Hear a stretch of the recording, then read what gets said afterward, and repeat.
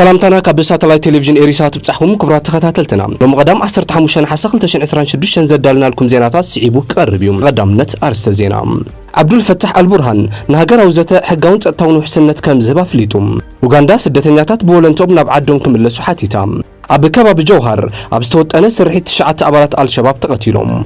ኣብ ደቡብ ሱዳን ዝርከቡ ስደተኛታት ህጹጽ ሓገዝ ከም ዘድልዮም ተገሊጹ መጻብ በሆርሙዝ አካል ግዛት አሜሪካ ከም ዝገብሮም ፕሬዝዳንት ትራምፕ ተዛሪቡ ኣብ ኢንዶኔዥያ ብዘጋጠመ ብርቱዕ ምንቅጥቃጥ መሬት ህይወት 17 ሓሊፉ ሕጂ ድማ ናብ ዝርዝር ዜናታት ክነብለኩም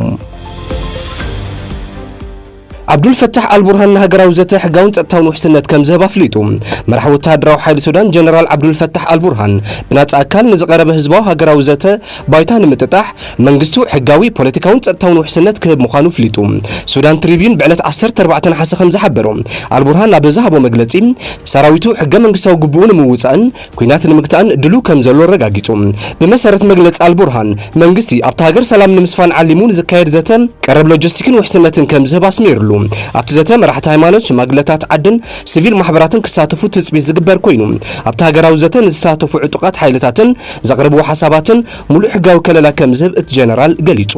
እቲ ዘተ ኣብ ውሽጢ ሃገር ጥራይ ዝካየድን ንኢዳታውነት ወጻእተኛታት ብምእላይ ንቐንዲ ጠንቀት ኩናት ንምፍዋስ ዝዓለመ ከም ዝኸውን ሓቢሩ እንተኾነ ግን ነቲ ጻውዒት መስርሕ ዘተመልኪቶም ተንተንትን ኪዳናት ሲቪል ማሕበረሰብን ኣብ ሓቋፍነቱ ድሂቦም ብኣግኡ ጥርጣሮም ይገልጹ ከም ዘለዉ እቲ ጸብጻብ የገንዝብ ኡጋንዳ ስደተኛታት ቦለንቶም ናብ ዓዶም ክምለሱ ሓቲታ ሚኒስተር ድልውነትን ሓደጋን ስደተኛታትን ኡጋንዳ ሳም ኢንጎላ ብሰንኪ ሙግዳል ሰብኣዊ ሓገዝ ኣብ ዝተፈላለዩ ማዓስከራት ዝርከቡ ስደተኛታት ናብ መበቆል ሃገሮም ንምምላስ ኣብ ግምት ክእትዎ ከም ዘለዎም ተሓሳሲቡ እታገር ኣብ ዝሕጂ እዋን ልዕሊ 2 ሚልዮን ስደተኛታት ተእንግድ ከም ዘላን እንተኾነ ግን ነቶም ስደተኛታት ካብ ዘድልዮም ሓገዝ በጀት 50 ሚእታው ጥራይ ተንቀሳቀስ ዘላ ክብል ብ13 ሓሰን ጋዜጠኛታት ኣብ ዝሃቦ መግለጽ ሓቢሩ ንሱ ወሲኹ በብዓመቱ ቁጥር ሓደስቲ ስደተኛታት እናወሰኸ ይኸይድ ከም ዘሎም ኣብ ካምፓላ ዝተኻየደ ዓውደ መጽናዕቲ ስደተኛታት ሓቢሩ እቲ ሚኒስተር 17458 ብሩዋንዳውያን ቦለንቶም ክምለሱ ተመዝጊቦም ከም ዘለው ብምሕባር ካልኦት ስደተኛታት መንገዲ ቡሩንዲ ክኽተሉ ጻውዒት ኣቕሪቡ ምኽንያቱ እቲ ረኽቦ ደገፍ ደው ኢሉ ስለዘሎም ስደተኛታት ዘእንግድ ገንዘብ የብልናን ሕጂውን ብኽሳራ ኢና ንሰርሕ ዘለና ንሕና ኢና ሓገዝ ንገብር ዘለና ክብል ስግኣቱ ገሊጹ ሓደስቲ ሰባት ካብ ኩናት ዝሃድሙለው ክወጹን ክሞቱን ኣይነገድዶምን ኢና ኡጋንዳ ተቐባሊት ጋሻ ሃገር ስለዝኾነት ክትቅበሎም ያኽብል ዝኽኣለት ሚኒስተር ካብ ተዛማዲ ሰላም ዘለዎን ሃገራት ዝሃደሙ ግን ቦለንቶም ናብ ሃገሮም ክምለሱ ጸዊዑ ከም ዘሎ ጋዜጣ ሞኒተር ሓቢራ ብመሰረቱቶም ሰበስልጣን ብሰንኪ ውስን ምወላ ብዙሓት ስደተኛታት ኣብ ጎደናታት ዝነብሩ ግዳያት ጾታዊ ዓመፅን ትምህርቲ ከቋርጹ ይግደዱ ከም ዘለውን ጠቂሶም ኣብቲ ዓውደ መጽናዕቲ ስደተኛታት ካብ ኬንያ ሩዋንዳ ሱዳን ደቡብ ሱዳን ኢትዮጵያን ሶማሊያን ዝመጹ ሰበስልጣን ኣብ ዘላቕ ምምላስን ሰላማዊ ሓበራዊ ናብራ ናብ ምምዝባል ዝተሃስዩ ከባብታት ተመክሮ ኣካፊሎም ኣብ ከባቢ ጀውሃር ኣብ ዝተወጠነ ስርሒት 9 ኣባላት አልሸባብ ተቀቲሎም ኣብ ከባቢ ምምሕዳራዊ ርእሰ ከተማ ዞባ ማእከላይ ሻበሌ ጀውሃር ክልተ ልዕሎት ኣዘዝ ዝርከቡን 9 ኣባላት አልሸባብ ከምዝ ተቀትሉ ሃገራዊ ትካል ሰላያን ጸጥታን ሶማልያ ነሳ ብ14 ኣብ ዝሃቦ መግለጽ ሓቢሩ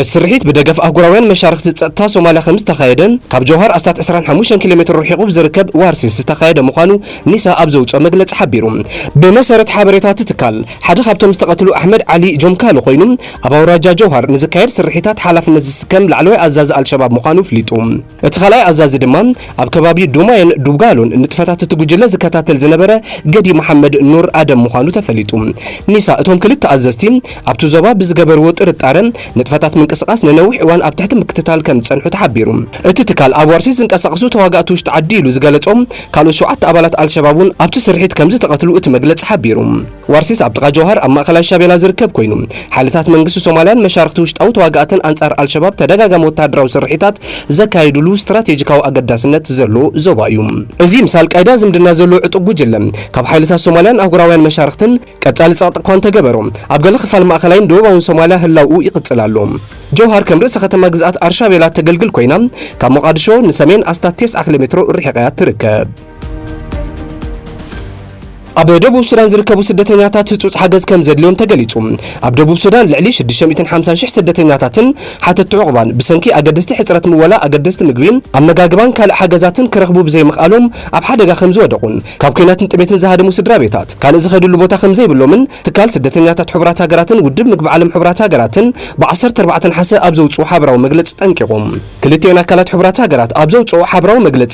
ብዘይቀልጥፉን ህጹጽን ምወላ ኣብ መላእ ሃገር ንዝርከቡ ኣዝዮም ተቃላዕቲ ዝኾኑ 240,000 ስደተኛታት ንመወዳእታ ግዜ ሓገዛት ምግብን ኣመጋግባን ኣብ ወርሒ መስከረም ክወሃብ ምዃኑ ሓቢሮም። እዚ መጠንቀቕታ ኣብ መላእቲ ዞባ ዝካየድ ዘሎ ግጭት ሰባት ምግቢ መጽለልን ድሕነትን ንምድላይ ናብ ጎረባብቲ ሃገራት ክሃድሙ ኣብ ዘገድድ ዘሎ እዋን እዩ። ኣብ ደቡብ ሱዳን ኣብ ሓደ ሰሙን ክሳዕ 3,000 ስደተኛታትን ተመለስትን ካብ ሱዳን ምምጻእ ይቕጽልሉ ኣለዉ። እዚ ድማ ነቲ ድሮ ልዕሊ ዓቐን ዘሎ ሰብኣዊ ጸጋታት ዝያዳ ሃስይዎሎም። ብመሰረት እቲ መግለጺ ውድብ ምግቢ ዓለም ንምላሽ ስደተኛታት ዝህቦ ኣስታ 37 ሚልዮን ዶላር ክፍተት ምወላ ከም ዘለዎን ንዝተረፈ 2026 ድማ ምወላ ኣስታት 258 ሚልዮን ዶላር ሓፈሻዊ ሕጽረት የጋጥመሎም። እዚ ድማ ኣብ መላእ ሃገር ንዝርከቡ 4.2 ሚልዮን ውሕስነት ምግቢ ዘይብሎም ሰባት ኣገዳሲ ደገፍ ኣብ ሓደጋ ዝእቱ ምዃኑ ጸብጻባት ይሕብሩ።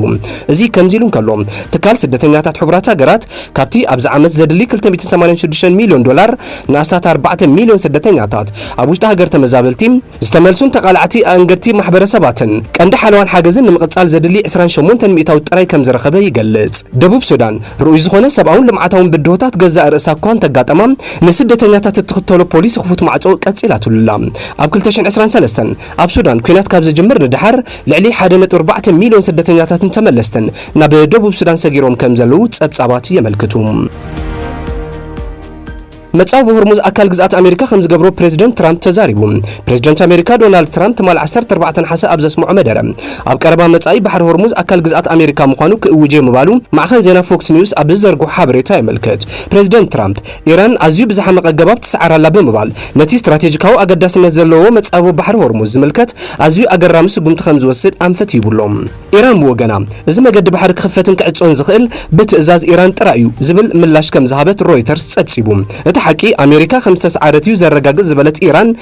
ሕጂ እውን ኣብ መጻብ ሆርሙዝ እትገብሮ ቁጽጽር ከም እትቕጽል ኣፍሊጣ። ኣብ መንጎ ኢራንን ኣሜሪካን ዘሎ ኣዕናዊ ኩናት ካብ 28 ለካቲታት ሒዙ ብወራራዊ መጥቃዕቲ ልፍንታውያን ሓይልታት ኣሜሪካን እስራኤልን ካብ ዝጅምር ንድሓር ዝተፈላለዩ ንሕድሕዶም ዝጋጨው መግለጽታትን ቃለ መጠይቕን ክስማዕ ምጽንሑ ተንተንቲ የገንዝቡ።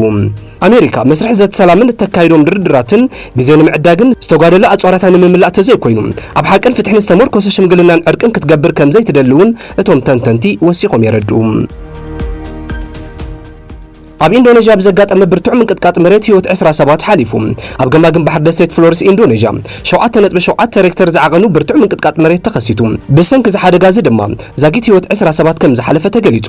ሃገራዊ ኤጀንሲ ምክልኻል ሓደጋታት ሃገር ከም ዝሓበሮም ኣብ ከባቢ ወደብ ማውማሬ ሓደ ሰብኣይን ሓንቲ ሰበይትን ህይወቶም ክስእኑ ከለዉ ሓደ ካልእ ሰብ ድማ መጉዳእቲ ኣጋጢምዎሎም። ብተወሳኺ ኣብቶም ህንጻታትን ኣብቲ ወደብን ከቢድ ዕንወት ንብረት ከም ዝወረደ ጸብጻብ መራኸቢ ብዙሓን ከባቢ የመልክት። ትካል መጽናዕቲ ስነ መሬት ኣሜሪካ ከም ዝገለጾም እቲ ሓደጋ ዘጋጠመ ቀዳም ንግሆ ሰዓት 5 ኣቆጻጽራት ከባቢ እዩ። መበገስቲ ምንቅጥቃጥ ግዝኣት ምብራቃዊ ኑሳ ተንጋራ ካብ ዝኾነት ከተማ ኢንዴ 68 ኪሎ ሜትር ርሒቑ ኣብ 10 ኪሎ ሜትር ዕምቆት ውሽጢ መሬት ከም ዝኾነ ተፈሊጡሎ። ካብቲ ዋና ምንቅጥቃጥ ስዒቡን ኣብ ውሽጢ ፍርቂ ሰዓት 3 ተኸታተልቲ ኣናእሽቱ ምንቅጥቃጣት ተመዝጊቦም እዮም። ነዚ ስዒቡ ኤጀንሲ ሜትሮሎጂ ኢንዶኔዥያ ሱናሚ መጠንቀቕ ታውፂኢሎም። ነበርቲ ካብ ገማግም ባሕርን ወሓስትን ርሒቖም ናብ በረኽቲ ቦታታት ክሰግሩ ድማ ተላብዩ። ሓላፊት ኤጀንሲ ዓብዱል መሃሪን ህዝቢ ካብ ገማግም ባሕርን ተዋሓደ 2 ሜትሮ ንድሕሪት ክርሕቕ ወይ ድማ ልዕሊ 10 ሜትሮ ቁመት ናብ ዘለዎም ጎቦታት ብምኻድ ነብሱ ከድሕን ጻውዒት ኣቕሪቡሎም። በኣንጻሩ ማእኸል መጠንቀቕታ ኣውስትራልያ ሱናሚ እቲ ሓደጋ ኣብ ኣውስትራልያ ዝኾነ ዓይነት ስግኣት ከም ዘይፈጠር ኣረጋጊጹ እዩ። ሙሉእ ምስሊ ዕንወት ገና ይጻረኳ እንተሃለወ ገሊኦም ብከቢድ ዝተሃስዩ ከባብታት መንገድታት ብምዕጻዎም ምኽንያት ንሰራሕተኛታት ረድኤትን ህይወት ኣድሕንን ኣጸጋሚ ኮይኑ ከም ዘሎ ተገሊጹሎም። ኢንዶኔዥያ ልዑል ምንቅጥቃጥ መሬት ኣብ ዝረኣየሉ ቀለበት ሓዊ ፓሲፊክ ኣብ ዝበሃል ከባቢኣ ትርከብ። እቲ ከባቢ ሕጂ እውን ኣብ ትሕቲ ልዑል ጥንቃቐ ከም ዝርከብን ሰበስልጣን ነቲ ኩነታት ብቐረባ ይከታተልዎ ከም ዘለውን ጸብጻባት የመልክቱ። ክቡራት ተኸታተልቲ ንሎሚ ቀዳም ዝበልናዮም ዜናታት እዞም ክትከታተልዎም ዝጸናሕኩም መስሉ ነይሮም። ሶኒ ብኻልኦ ዜናታት ክሳዕ ንራኸብ ሰላም።